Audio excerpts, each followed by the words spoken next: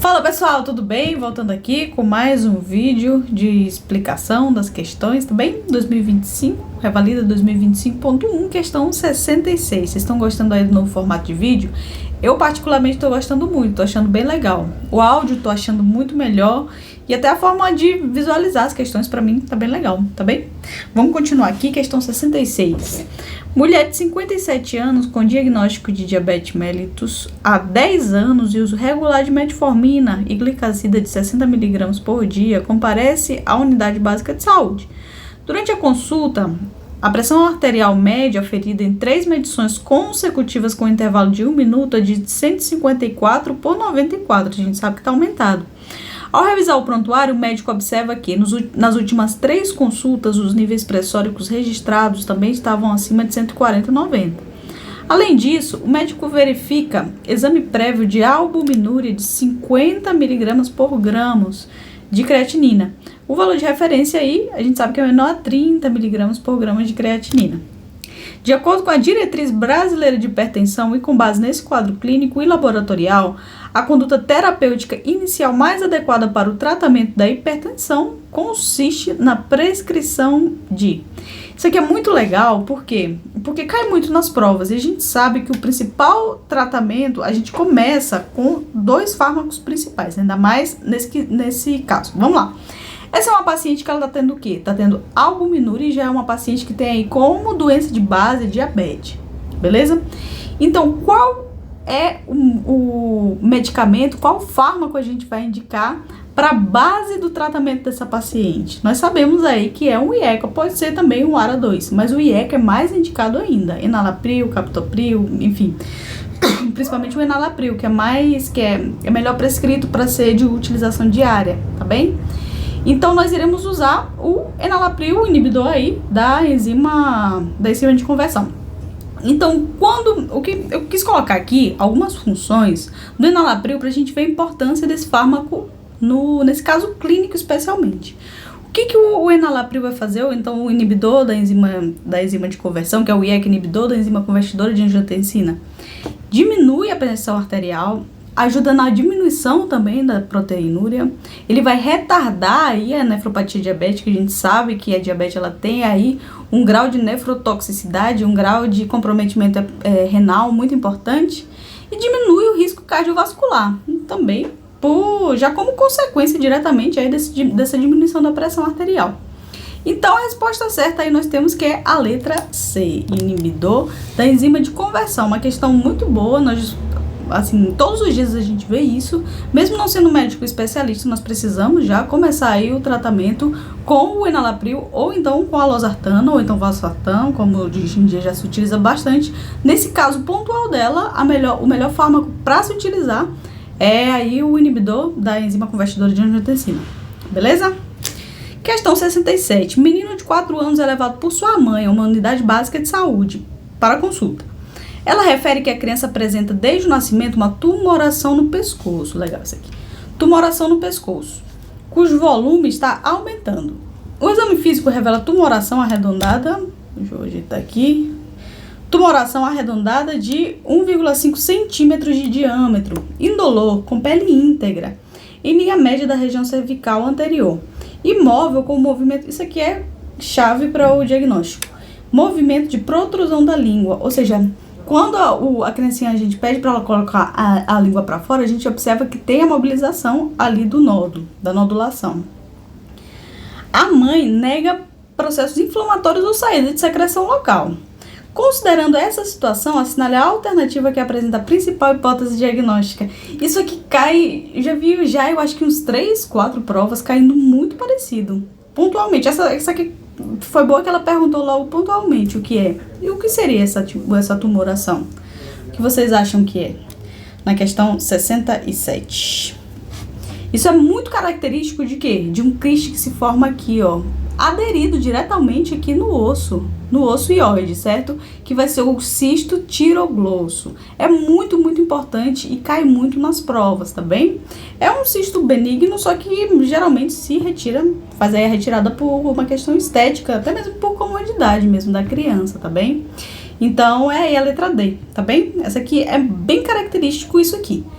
na linha média cervical anterior e também móvel com a protrusão da língua. Falou isso, a gente já mata aí, que é um cisto de tiro grosso. Questão 68. Menino de 4 anos é levado à unidade básica de saúde por sua mãe, que relata que ele está com tosse persistente há mais de 3 semanas, febre baixa no final da tarde, tosse persistente, olha só. Tosse persistente há mais de 3 semanas, febre baixa no final da tarde, cansaço, perda de apetite. Além dos pais, o menino reside também com o avô diagnosticado aí já com tuberculose há 2 meses. Com base nos protocolos do Ministério da Saúde, a conduta neste caso é o que nós iremos fazer aí nessa criança? Base do diagnóstico, 2 coisas. Primeiro, é a prova tuberculínica, que pode ser tanto a prova tuberculínica, pode utilizar também, se disponível na unidade de saúde, pode usar o teste molecular, também o TRB. E também a gente precisa usar o método de imagem, que a radiografia, geralmente, que temos aí disponível nas UBSs. E também isso, exatamente, para diagnóstico, esses dois pilares para essa questão. A gente precisa saber disso para poder responder essa questão. Tem algumas coisas mais aprofundadas a respeito de alguns tipos de diagnóstico em pacientes específicos? Tem. Mas para essa questão, essa informação, chegar até aqui é suficiente nessa informação. Vamos lá. Letra A. Prescrever antibióticos de amplo espectro para tratar tosse? Não. E retorno em 15 dias? Não. A gente está suspeitando de uma tuberculose, certo? Não uma pneumonia. Iniciar tratamento empírico para tuberculose, mesmo sem confirmação diagnóstica, a gente não pode fazer isso, né? Nós sabemos que os fármacos para tuberculose, eles são nefrotóxicos, eles são hepatotóxicos. Nós vemos aí que precisamos ter aí o hepatograma, principalmente para isoniazida, para piracinamida também, ou seja, são medicações bastante hepatotóxicas. Então a gente não pode começar logo de cara já, ainda mais sem ter uma prova positiva. Então a gente precisa primeiro estudar esse paciente. Falso. Solicitar radiografia de tórax e prova tuberculínica e explicar à família que esses exames são fundamentais aí para o diagnóstico da tuberculose pulmonar. Melhor que isso, só outro. Letra D. Solicitar hemograma e radiografia de tórax para investigar a tuberculose pulmonar e manter o menino afastado do avô até que este complete 6 meses de tratamento. A gente precisa de uma prova, seja a prova tuberculínica, seja a prova molecular também. Só a radiografia de tórax não é suficiente porque pode dar negativo em muitos casos, tá bem? Sendo assim, nossa resposta é a letra C. Vamos lá. Questão 69. Secundigesta com idade gestacional de 18 semanas comparece aí à unidade básica de saúde. Isso aqui é muito chave nessa questão. Em que ambiente você está? Você está numa UBS, na unidade básica de saúde. Para iniciar o seu pré-natal. Está assintomática e ao exame clínico não são identificadas alterações. A paciente, no entanto, relata que entrou em trabalho de parto espontâneo, olha só, com 32 semanas na sua primeira gestação. Considerando o caso descrito, é indicado prescrever indometacina por via oral diretamente? Não. O que a gente vai prescrever aqui? Vamos continuar. Pesságio vaginal, após a 22ª semana, também não é indicação. Progesterona via intramuscular semanalmente ou progesterona natural micronizada por via vaginal diariamente? O que vocês fariam aí? Nós sabemos que a primeira conduta é a progesterona, tá bem? Ainda mais em uma mulher que teve aí o seu parto prematuro na primeira gestação, tá bem? Como a gente vai utilizar a progesterona? Nós iremos utilizar a progesterona, como diz aí na letra D, progesterona natural micronizada por via vaginal diariamente. A progesterona, ela vai ajudar na contenção aí. Ela é um fármaco que vai ajudar em manter aí o tônus uterino adequado, tá bem? Então, por isso ela precisa ter uma aplicação local na região. Progesterona por via intramuscular semanalmente não vai ser útil necessariamente para isso, tá bem? Ou seja, a gente vai usar para outros fins, não para esse. Exatamente o que essa questão quer é o que fala aí na letra D. Questão 70. Mulher de 67 anos chega à unidade básica de saúde acompanhada pelo filho. Ele relata que a mãe, há cerca de 30 minutos, passou a apresentar intensa dor de cabeça, olha só, e dificuldade para falar. A gente já pensa aqui em quê? Vai falar embaixo. A paciente é hipertensa, faz uso de antihipertensivos, estatinas e antiagregante plaquetário em dose profilática. Ou seja, a gente já vê que é uma paciente aí que já tem uma comorbidade importante. Algumas, né, comorbidades.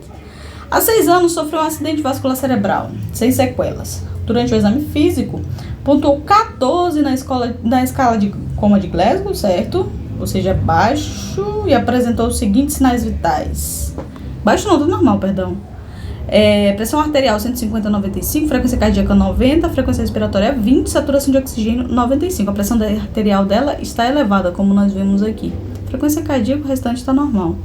Nessa situação, qual a conduta adequada a ser adotada pelo médico? Olha só, ele ressalta aqui que você está nesse ambiente aqui, como na questão anterior também.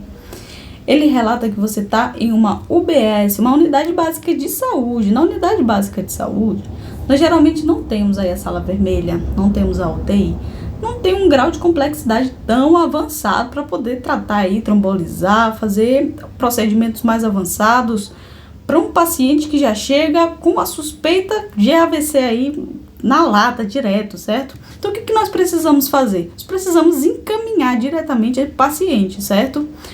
Qual a alternativa correta aqui diante dessa explicação? Vamos lá, estabilizar a paciente na sala de observação da UBS, oferecer antihipertensivo via oral para redução da PA e solicitar exame de imagem. Não vamos fazer isso, certo? Primeira coisa, a gente não pode mexer na pressão arterial dessa paciente. Ou seja, um paciente que chega com um AVC, ele já está com pouca disponibilidade aí de sangue a nível cerebral, certo? Por quê? Porque tem artérias ocluídas que não estão permitindo a passagem de sangue. Se nós diminuirmos a pressão arterial, piora o quadro do paciente. Letra B.